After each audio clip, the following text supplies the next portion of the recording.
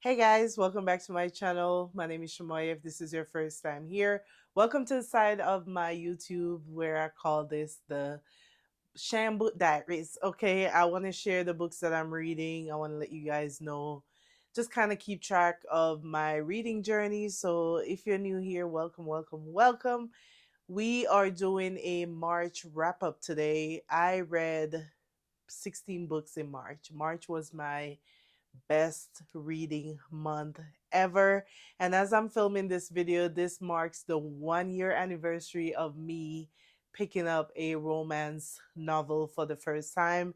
A year ago, I picked up Before I Let Go by Kennedy Ryan. Took me a month to get into reading and to finish that book, but the rest is history. So happy 1 year books anniversary to me.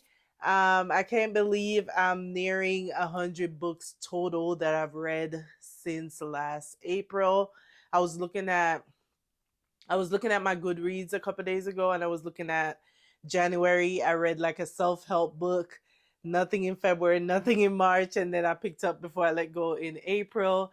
I read that, and then I didn't finish that till May 5th, and then I immediately picked up This Could Be Us, also by Kennedy Ryan. And then from there, you see me read 3 books, 4 books, 4 books, 5 books. And March was like up here. So yeah, I'm almost at 100 books. So yeah, so excited. So I'm on this journey and I'm enjoying it. And things are happening that I was not even prepared for. When I started reading, I wanted to just read 1 book a month. I'm like, I had already started the Bible reading journey, and going into 2024 I was like, you know what, I want to start reading 1 book per month.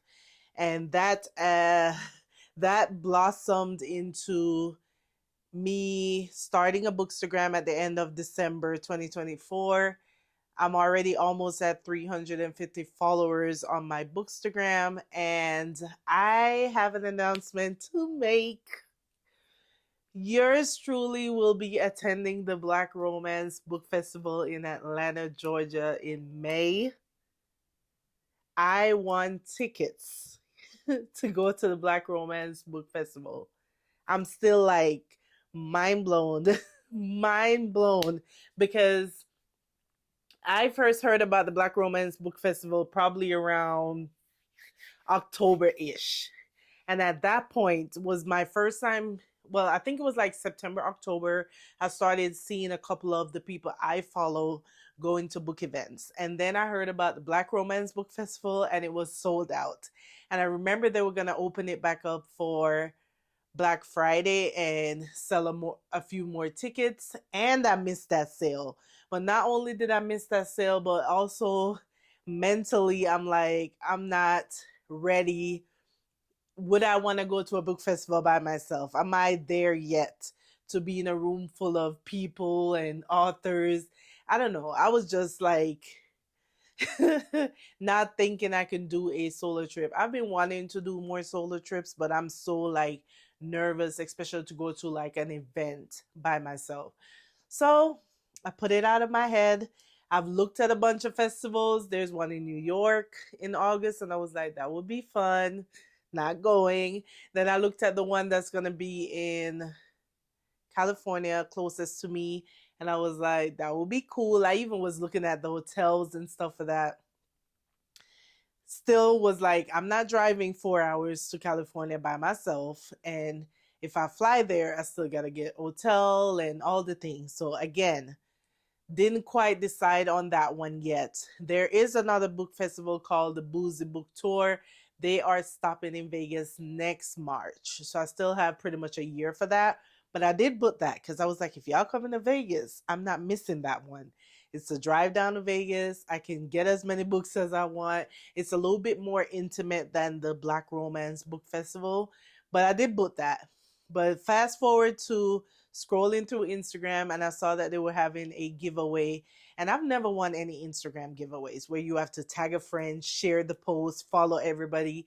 I've never won one. But this one was pretty simple. It was like, make sure you're following Black Romance Book Fest, which I was already following. And then the sponsor that was doing the giveaway, make sure you're following them. tag a friend, and share it to your stories. And that was it. And I literally tagged my friend Kim that was visiting a couple weeks ago, and I was like, I would love to go. That would be a dream come true. I'm sure Kim will go with me. And that was it. Posted it, not expecting anything. And I'm at work Monday and I'm like seeing notifications. And when I go to check, there it is. Sham Book Note Diaries. You won the tickets to go to the Black Romance Book Fest. I got the tickets in my email. I booked my hotel. I booked my flight. So it is official. This is the first year of that festival. But literally almost every Black author, Black romance author that I love are going to be there. I still can't. So we'll talk more about that in my vlogs as I prep for the festival. But I just had to tell you guys before we dive into this bookish review for March. I am going to go through the Black Romance Book Fest and kind of write down names of authors that I want to try to read before the festival. So I have about 55 days. So there's a couple. I'm not going to get to everybody, but there's a couple authors that I either already have their book and I haven't read it yet. For example, Lauren Lacey, I bought her book in February, I believe. She is literally one of the people putting on the festival.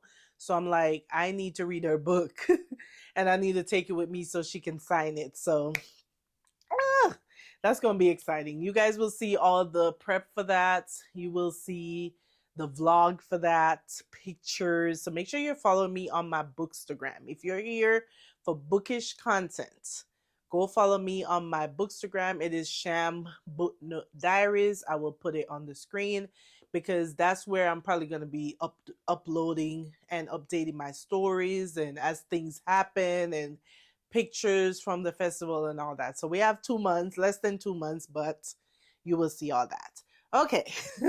Now that we got that out of the way, let's get into the books that I read for March. Let's get to this is my updated spread for March of all the books that I read. I'm going to talk about the audiobooks first because those are the quickest. So I think I touched on this before, but so during March, I think it was like March 5th or somewhere around there, my friend Kim was going to visit. So I was getting ready to clean the house. My husband was sleeping and I was like, I just need something quick to listen to. So I started scrolling Spotify because we get Spotify credit for books. So I was scrolling and I was like, I need something quick to listen to. And I did search, I think, urban fiction at the top. And a couple books came up and I was scrolling and I saw Maybe Next Time by Christina C. Jones. So Christina C. Jones is one of those authors that she has over 100 books. She has a lot of series, a lot of variety of books. And I've been wanting to read her books, but I haven't gotten to it yet. So when I saw this, I was like, ooh, this is probably my favorite. This is probably the perfect time to dive into Christina C. Jones. And the audiobooks were only like 2 hours and 30 minutes. I'm like, cool, let's listen to the first one. So the first one was Maybe Next Time. It was a second chance romance. Um, Basically, the female was feeling not supported in her marriage. They were not on the same page. And she felt like, in her mind, there's only one explanation. He's stepping out on her. So she's like, okay, I'm going to serve him divorce papers. Well, he was like, what divorce? Divorce where? And at first, because I didn't read like what the book was about, it's a novella, so it's only like very short, like under 100 pages. The audiobook was 2.5. And I wasn't sure what was going to happen, but pretty much she served him divorce papers and he pop up like, what divorce? So this is him fighting for their marriage, which pretty much it was like miscommunication. They just needed to sit down, figure out why she was feeling this way, figure out how he's feeling, and then come back together. And that's pretty much what it was. But it was very like, this audiobook series was a full experience. So you get all the different voices of different narrators coming together. So like the male, the female, her sisters, his brother, like everybody had their own like voice. So it was an entire experience. This is urban fiction, so you already know you're getting the street type Okay. So, but it was really good because again, the way she was feeling, they just needed to talk. And he's not the type of person to like express his feelings. So it was nice for him to open up to her, she opened up to him, and that was pretty much it. But you have to read it, it's so good. Then the second book in the series, maybe next time, this follows the, what was it, was it the female from the first book, her brother? It was some relation, I don't remember, but the guy has always had feelings for the female. They had a fun night where they were drinking. Next thing you know, she wake up the next day, she's married to her best friend. So you have to read it to see how they navigate that. Are they going to go backwards, or are they going to try to figure out what happens next? They can't really forget what just happened. It happened. But that was good. Another one I listened to, I think, while I was cleaning or doing dishes or something like that, really quick. And then the third book in the series was Maybe One More Time. This one was more on the erotica side. Yeah, a lot happened there. I don't have to say much about it, but it was a guy she had a crush on for a long time. They finally meet. She's like the owner of a motorcycle dealership or something like that, and the male is in a motorcycle group. So he comes in one day and they had a little, first conversation. I don't want to spoil it. Again, these are short, but if you're looking for really short urban fiction listens, I recommend that series. The series is called Vegas Nights by Christina C. Jones. So, and then the last audiobook that I listened to was When I Think of You by Maya Ariel. I showed this in a vlog. I was preparing to read Maya Ariel's second book that was coming out. So I wanted to listen to her first book, which was a debut book, which means that was her first book ever. I've heard so many good things about this book. This book was on my arc, not arc. This book was on my TBR for the year because I hear so many people talk about it. So I wanted to listen to it before her new book came out. Really good second chance romance. They had a relationship in college. It just kind of ended. She's always wondered like what happened, and then she now they reconnect because she's working at a film production company that he's coming in to produce a film. They reconnect. He's trying to help her as well, career wise. You get to see her trying to go up the ladder in the workplace, how hard that is for her, and him being there for her through, everything, and saying, hey, I want you to help me on this film, but also navigating their history and their relationship and trying to figure out where they went wrong and if things are still there. So it was a really good second chance romance as well. So those are all the audiobooks of my 15 Spotify credits that I used up. So let's go back to the 1st of March. I read Forever My Bodyguard, which is book 3 in the Bodyguard series by A. Blossom. Can't wait to meet her at Black Romance Book Fest. This one was a age gap romance. If you haven't read the other two, you should if you're looking for a good bodyguard series. This is more anti-mafia. It's not really a mafia romance. It's more anti. So they are in it, but they're trying to get out of it. So Contessa, the female, she was mentioned in the other two books. Um, she was married to the female in the first book's dad, but she was very young.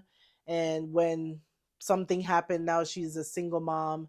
And this guy is brother to one of the other males in the other two books. And he's been trying to get her.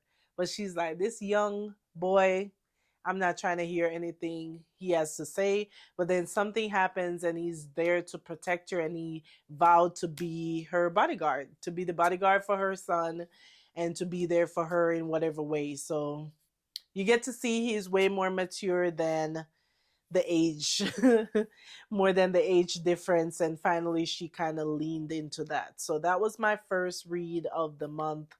It came out on the first, and I was sitting down reading that on the first. Then I read Through the Fire by Daniel Brooks.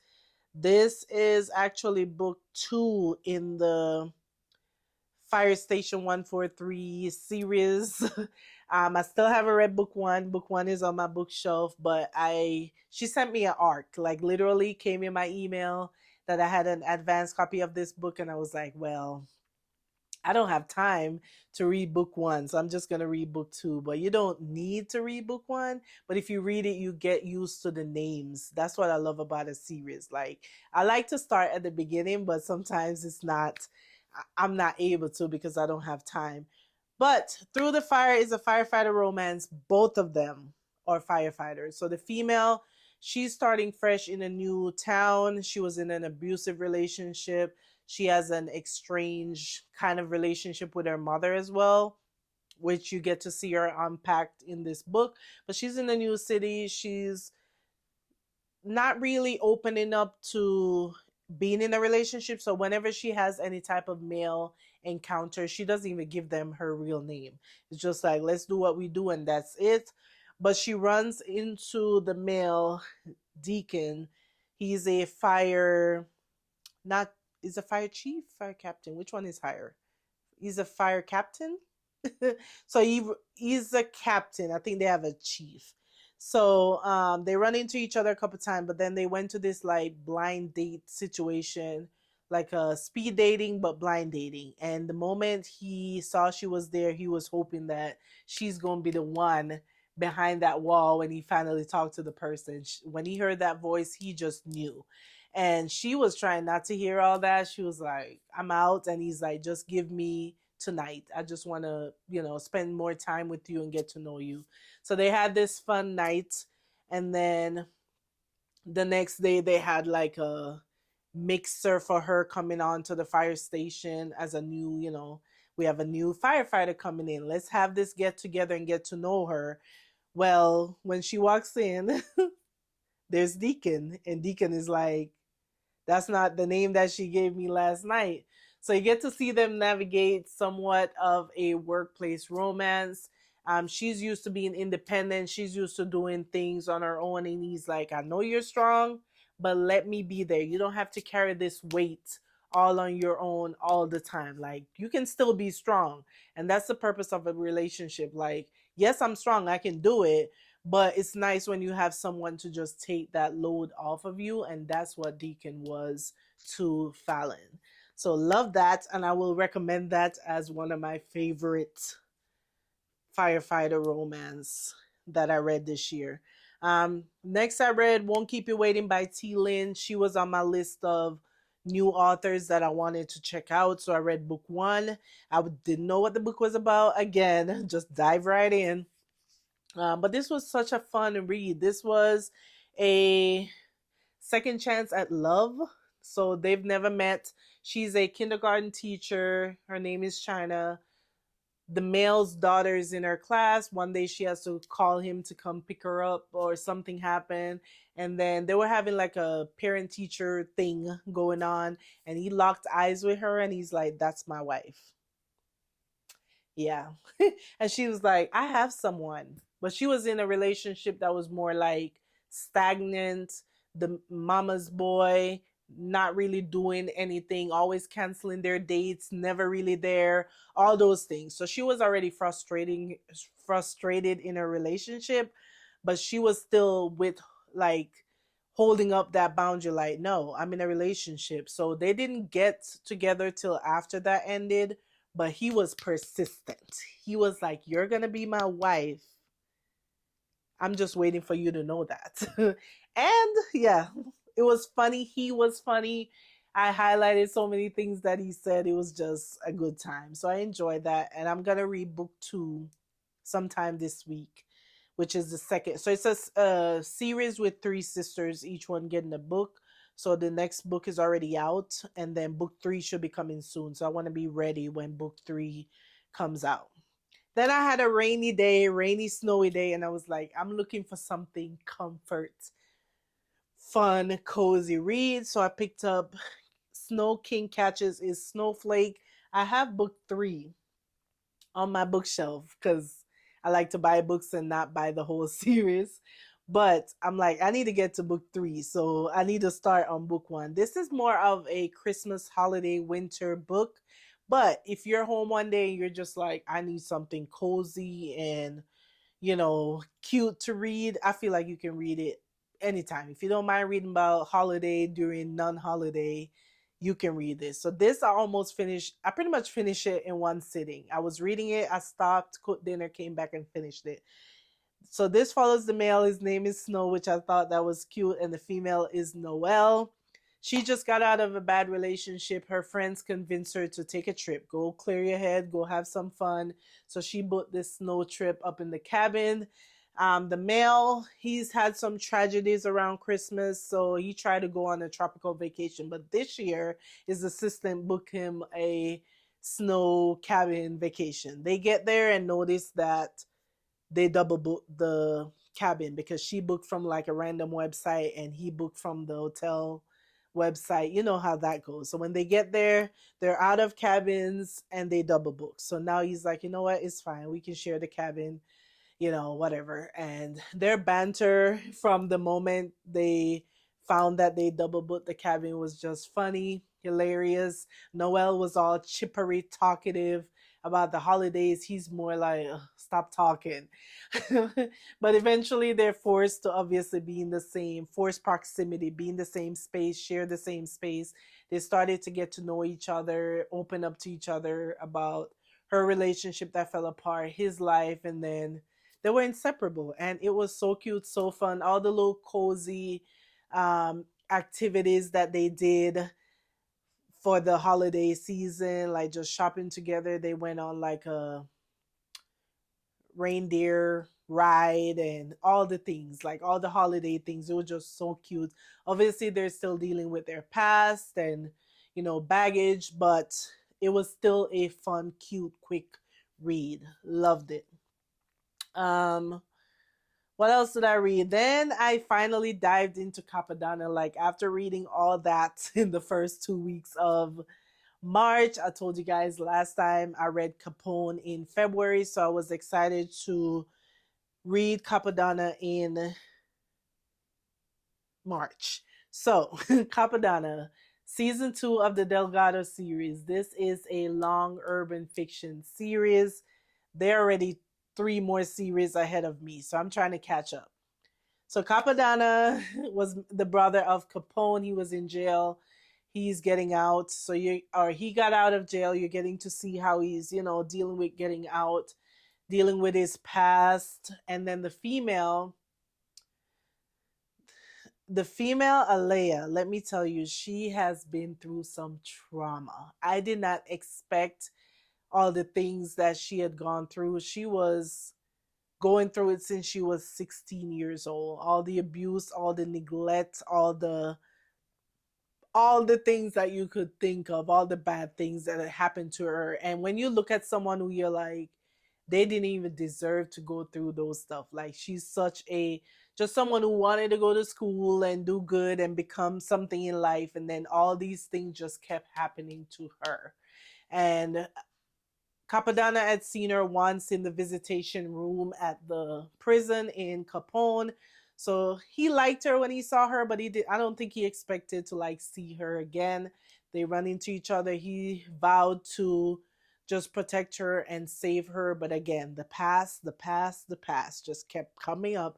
And if you've read this series or if you've read Capone, you already know cliffhangers, Blickies, Unaliving, Highways, all the things. Those books keep you entertained because of all the drama that just keep on happening. I remember when I was reading book one and book two, I was like, just when you think Alea caught a break, something else happens. Every time I'm like, what more can this girl take? It was so much, but filled with drama. Still laughed, still funny. Capadonna was funny. Just so many things. But this is urban fiction. And if you're not into urban fiction, this might not be for you. But for the girls that love urban fiction, this series is everything that everyone says it is.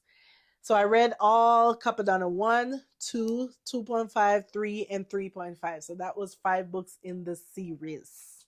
They're pretty short. They're all under, I think, 200 pages. So whenever you finish one book, you know something is going to happen at the end of that book that's going to make you immediately click the next book.